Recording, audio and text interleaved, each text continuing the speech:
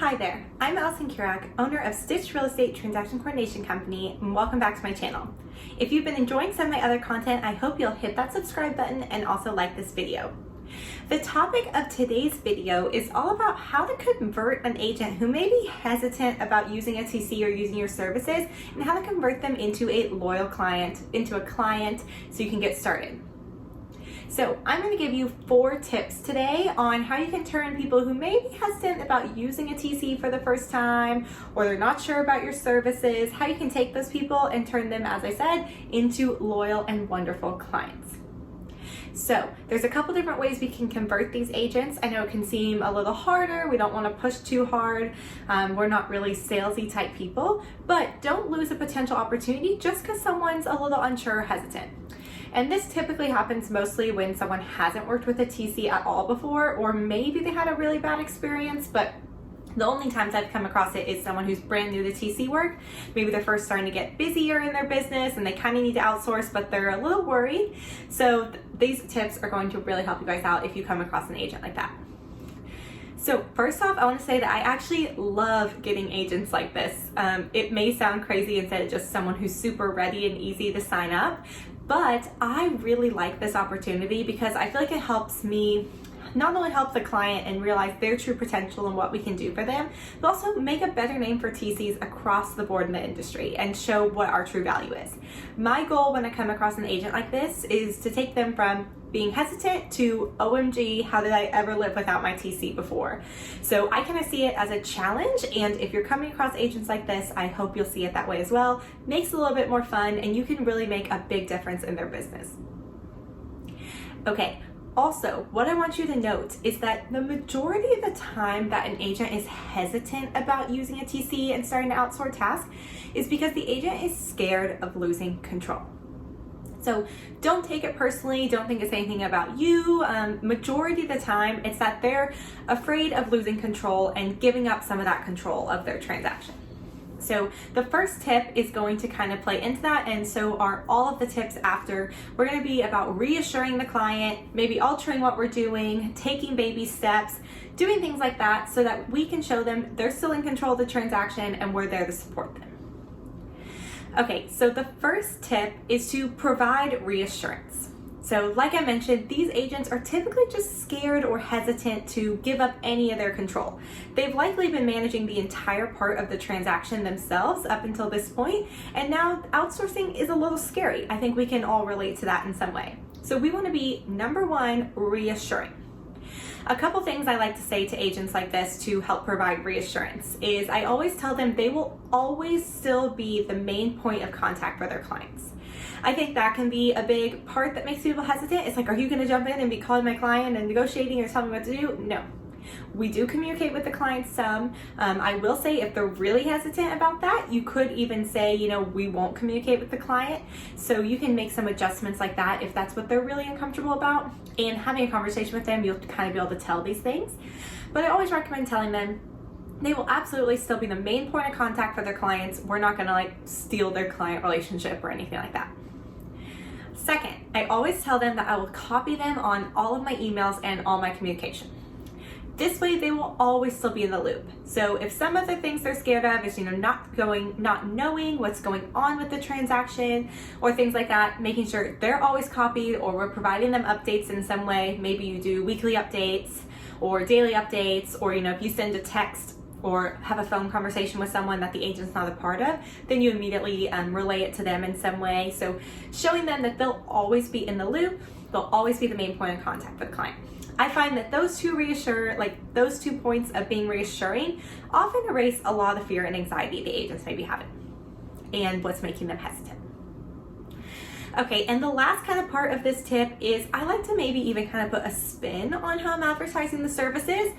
So basically saying that, you can think of me as your computer assistant for these transactions. So while you're out in the field, if you need a document signed, or we need to be reviewing paperwork or doing any kind of computer work, I'm there to liaison and work on that.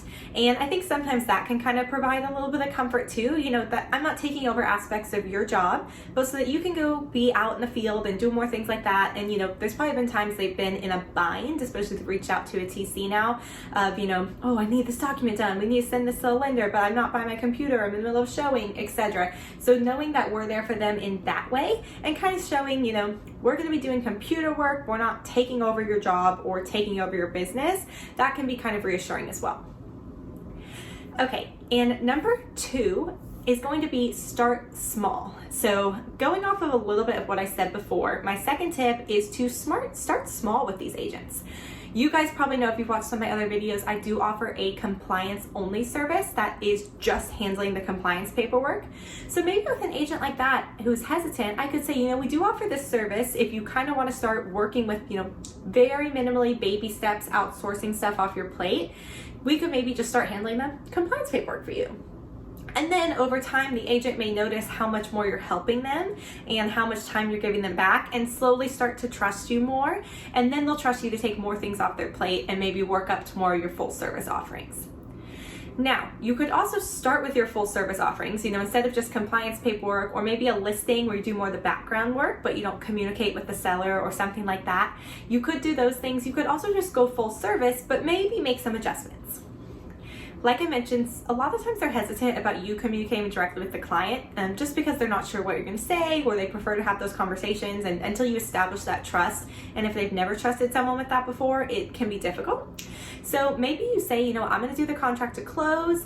I'm only going to liaison with the third parties, like the title and the lender and the other agent. And I'm not going to communicate with buyer or seller directly. That could be another kind of way of taking a baby step to make the agent a little more comfortable. They can start to see how you can communicate, take more things off their plate. But maybe if they were really hesitant about you communicating with the clients directly, then this could be a good baby step too. And then this could eventually build up. They'll probably really want you to eventually to doing full service for them, communicating with the clients, all the parties, and handling the paperwork or whatever your services include. But if you have someone who's hesitant, but you've got them on board, maybe start small with some of these baby steps. Or if you're working on converting them into a client from a lead, maybe offer, just the background work of a listing or just the paperwork or something. Kind of get their foot in the door, and then you can establish trust and rapport, and it'll be easier to get them to trust you and want to use you for all of your service offerings. Okay, and tip number 3 is to be transparent with these agents. So a few months ago, I dealt with an agent like this myself, and I told her I would be sending all these emails on her behalf, etc. I did say that, I don't have to communicate with the client directly if you don't want me to, and she was like, no, it's fine, but can you send me the email templates that you send them?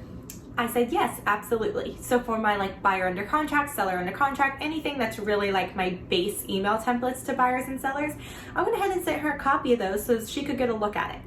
So that could be something else, is that they're just not 100% sure what you're going to be doing or how, what words you're going to be communicating, what are on your task list, things like that.